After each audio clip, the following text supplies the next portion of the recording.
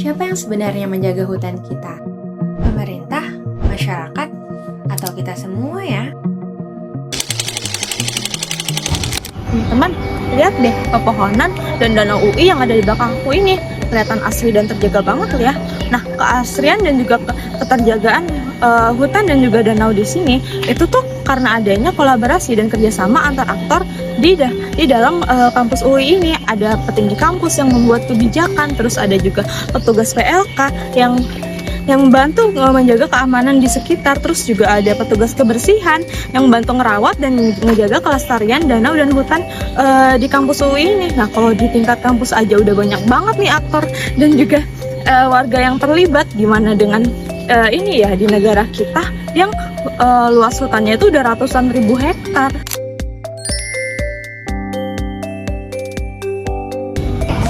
Teman-teman juga tahu nggak sih, dalam mengelola pemerintahan diperlukan adanya kolaborasi. Tujuannya untuk menciptakan adanya good governance. Di lingkungan pun juga sama seperti itu. Dimana kita punya ratusan ribu hektar hutan yang pastinya perlu adanya kolaborasi. Oleh karena itu, Kementerian Kehutanan dan Kementerian Lingkungan Hidup saling berkolaborasi nih untuk menciptakan adanya keterlestarian dari si hutan itu sendiri.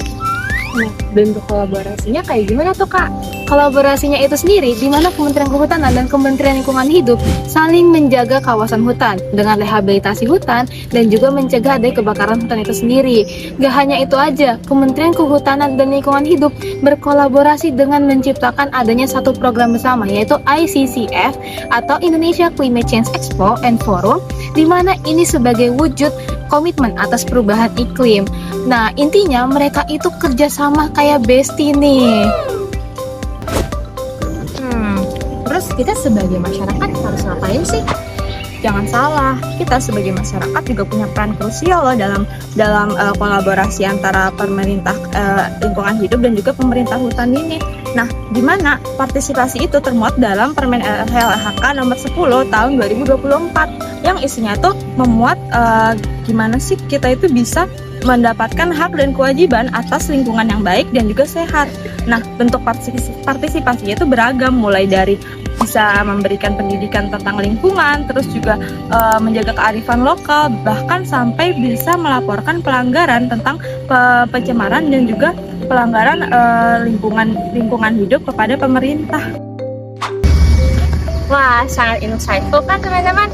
Nah, ternyata kita tuh udah belajar juga di mata kuliah birokrasi dan governance, terutama di SAP 5 sama SAP 9. Nah, di SAP 5 ini kita udah pelajarin tentang hubungan atau kolaborasi antar aktor. Nah, di mana dia itu membahas mengenai relasi antar stakeholder dalam proses pembuatan kebijakan. Nah, di dalam konteks ini berarti aktor sentralnya adalah si Kementerian Kehutanan dan juga Kementerian Lingkungan Hidup. Nah, di mana mereka bekerja sama ibaratnya bestie nih untuk membuat program lingkungan yang baik. Nah, contoh-contoh kebijakannya ini kayak misalnya ICCF atau misalnya cara pencegahan kebakaran hutan. Lalu kita juga udah belajar mengenai SAP 9 di mana membahas mengenai partisipasi publik. Nah, partisipasi publik ini ternyata mengajak kita bahwa masyarakat itu juga harus dilibatkan dalam pembagian kekuasaan atau share power. Dalam hal ini maksudnya apa sih? Maksudnya ini adalah masyarakat itu juga dilibatkan dalam proses perencanaan dan juga implementasi dalam proses pembuatan kebijakan. Jadi kita nggak cuma menerima info jadi begitu aja. Nah, kalau misalnya udah ada partisipasi publik yang tinggi nih, otomatis tata kelola governance kita juga akan membaik atau mencapai yang namanya good governance. Keren banget kan? Itu dia penjelasan kami mengenai kolaborasi dan partisipasi masyarakat antara Kementerian Kehutanan dan Kementerian Lingkungan Hidup. Semoga hutan kita tetap lestari dan nilai kita juga ikut lestari. See you in next vlog.